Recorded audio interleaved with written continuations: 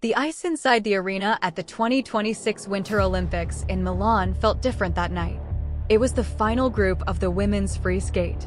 The best skaters in the world had already performed. Scores were tight. The pressure was suffocating. And then there was Alysa Liu. She skated out last. Most athletes in that position look tense. They pace.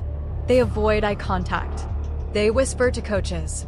But Alysa stood at center ice, closed her eyes for a moment, and simply breathed out. No panic. No forced smile.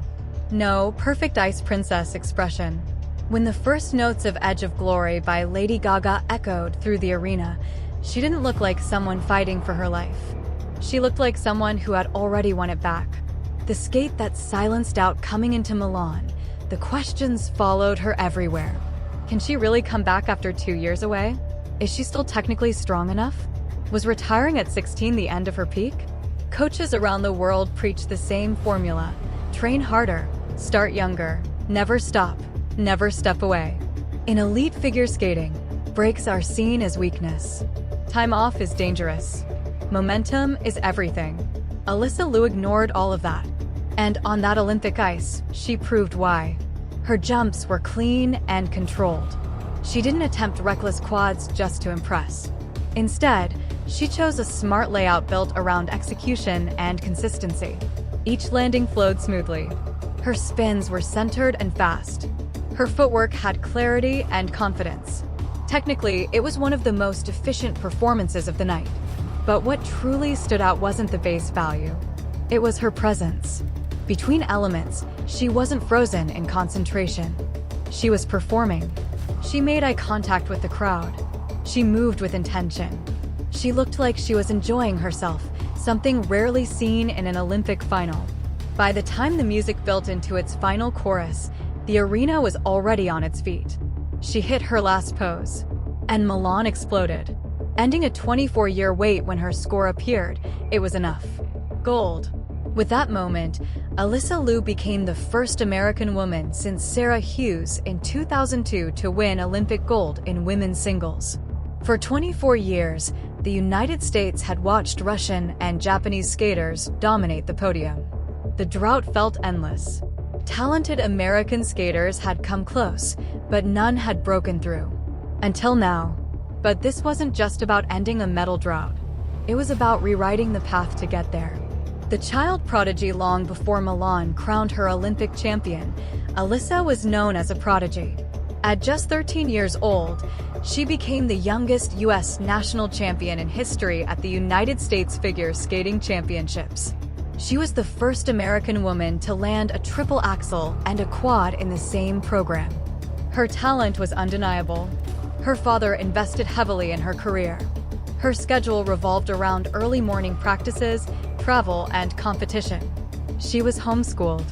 Every season carried higher expectations than the last. On paper, she was the future of American skating. But success came with pressure.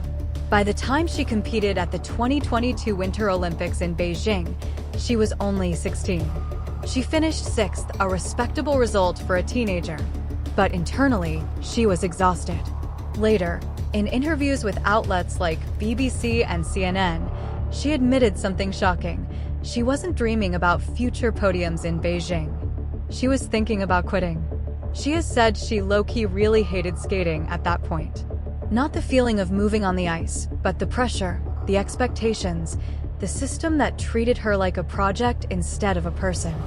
Just weeks after the 2022 season ended, she did something almost unheard of in elite figure skating.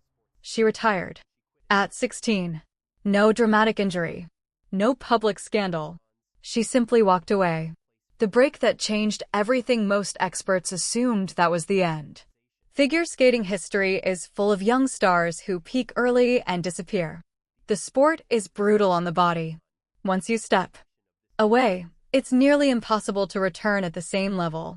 But Alysa's story didn't end. For 2 years, she lived a normal life. She enrolled at UCLA to study psychology. She made friends who didn't care about triple axels. She traveled. She trekked to Everest Base Camp. She explored who she was outside of skating. She also changed her image. She dyed her hair in bold raccoon stripes. She got piercings. She embraced a style that felt authentic to her. For the first time, she wasn't being judged. And something unexpected happened. She realized she didn't hate skating itself. She hated the pressure surrounding it. Away from competition, she missed the speed. She missed the challenge. She missed the joy. In early 2024, she quietly returned to a public rink and laced up her skates. There were no cameras, no federation officials, just her. And the joy was still there. The comeback on her terms when Alysa announced her return for the 2026 season, many coaches were skeptical. 2 years away at that level is considered career-ending. Skills fade, timing disappears, confidence drops. But Alysa approached her comeback differently. She didn't chase the most difficult jumps in the sport. She focused on clean skating, smarter strategy, and mental balance. She built a strong support system around her, including teammates Amber Glenn and Isabeau Levito. Instead of isolating herself, she leaned into friendship. Earlier in the Milan Games, that support helped Team USA win gold in the team event. Alysa's performances there showed she was ready. But the individual final would test everything. A different kind of strength. What made her Olympic free skate so powerful wasn't just technical precision. It was perspective. She had already experienced walking away. She had already faced criticism. She had already stepped outside the system and survived. That gave her something rare in elite sport: freedom. She understood that a medal, gold, silver, bronze, or none at all, would not define her worth as a person. That mindset is almost revolutionary in figure skating. Many young athletes are taught that sacrifice is the only path to greatness. That suffering equals success. That stepping away means failure. Alysa Liu proved the opposite. Her 2-year break didn't destroy her career. It saved it. By the time she stood on Olympic ice in Milan, she wasn't skating to escape pressure. She was skating because she wanted to. Changing the narrative, her victory represents more than a medal. It challenges decades of coaching philosophy. For years, figure skating has rewarded extreme discipline, early specialization, and non-stop training. Burnout has been common. Retirements in the teenage years are normal. Alysa's journey offers another model. Take a break if you need to. Build a life outside the rink. Protect your mental health. Come back stronger. Her win shows that longevity and balance can be competitive advantages, not weaknesses. The United States figure skating program once saw her as a prodigy to develop. Now, she stands as proof that athletes are more than their jump content. After the medal ceremony, she told CNN that her favorite part of the night wasn't the gold medal itself. It was celebrating with her friends and going out for pizza. That small detail says everything. She didn't look like a machine built for medals. She looked like a 20-year-old who had found balance. More than an Olympic champion, Alysa Liu didn't just defeat world champions in Milan. She defeated an idea.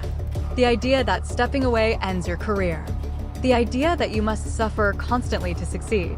The idea that mental health is secondary to medals.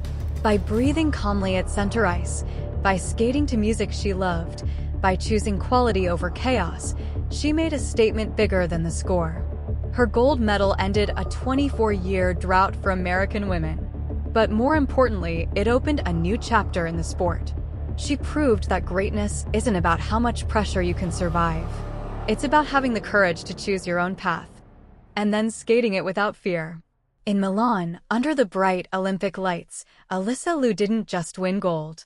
She proved the world wrong. And she did it on her own terms.